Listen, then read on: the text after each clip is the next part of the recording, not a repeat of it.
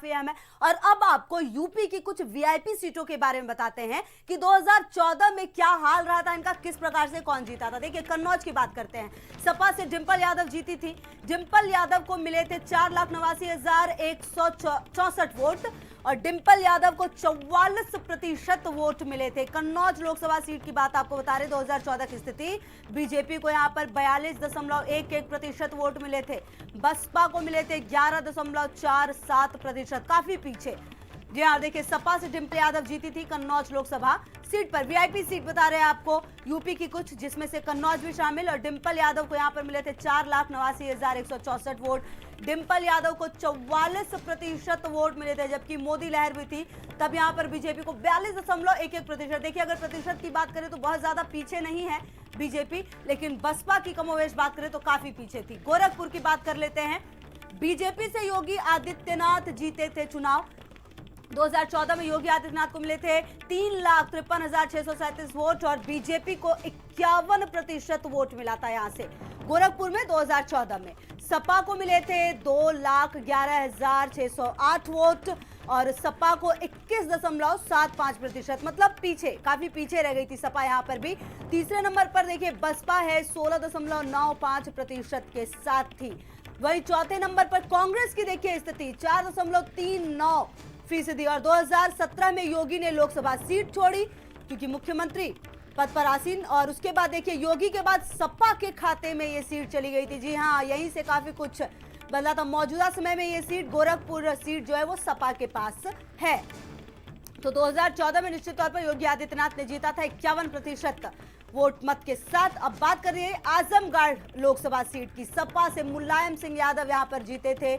मुलायम सिंह को मिले थे 3,40,306 वोट और सपा को मिले थे 35.43% वोट। तो वोट का प्रतिशत बहुत नहीं, लेकिन देखिए बीजेपी काफी ज्यादा पीछे नहीं थी, 28.85% वोट मिले थे। बीएसपी को 27.75 और कांग्रेस की स्थिति देखिए 1.87%। बात अगर वाराणसी की कर लें, वाराणसी यहां से बीजेपी से नरेंद्र मोदी जीते थे। जी हां, नरेंद्र मोदी, प्रधानमंत्री नरेंद्र मोदी यहां से खड़े थे। 5,81,022 वोट मिले थे। बीजेपी को कुल 56.37% वोट मिले थे। तो दूसरे नंबर पर थे आप संयोजक अरविंद केजरीवाल, जो कि पैरेलली खड़े थे प्रधानमंत्री नरेंद्र मोदी के। और आपको देखिए सीट का परसेंटेज देखिए 20.30%। कांग्रेस की बात करें तो 7.34% वोट ही मिल पाए थे कांग्रेस को। बीएसपी को मिले थे 5.88% वोट। तो वाराणसी में सपा को मिले थे 4.39% वोट। वाराणसी लोकसभा सीट बहुत महत्वपूर्ण थी क्योंकि प्रधानमंत्री नरेंद्र मोदी ने यहां से ऐलान किया चुनाव लड़ने का, और जब प्रधानमंत्री उतरे तो 5,81,022 वोट मिले प्रधानमंत्री को। कुल 56.37% वोट मिले थे। बात अब कर लेते हैं लखनऊ लोकसभा सीट की। जी हां, उत्तर प्रदेश की वीआईपी सीट में शामिल।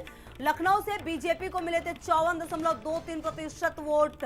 राजनाथ सिंह जीते थे। दूसरे नंबर पर थी कांग्रेस से रीता बहुगुणा जोशी।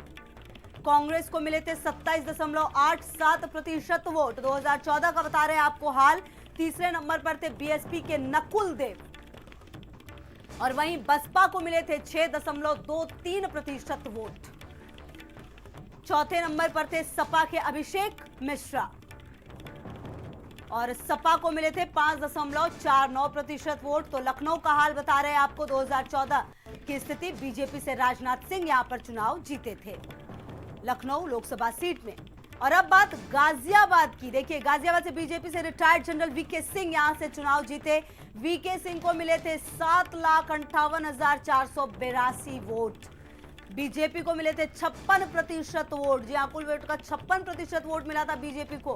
कांग्रेस के राज बब्बर को 14.24% माना जाता है ये, और बीजेपी के लिए। तो बसपा को यहां पर मिले थे 12.89% वोट। और इसी प्रकार से बात प्रयागराज की कर ले तो बीजेपी के श्यामा चरण गुप्ता जीते थे चुनाव यहां से, और बीजेपी को मिले थे कुल 3,13,772 वोट। बीजेपी को 35.19% वोट मिले थे।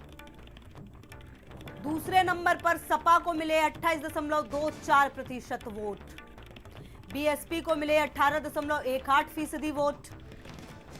और वहीं कांग्रेस को मिले थे 11.49% वोट। प्रयागराज का हाल बता रहे थे आपको। बात अमेठी की।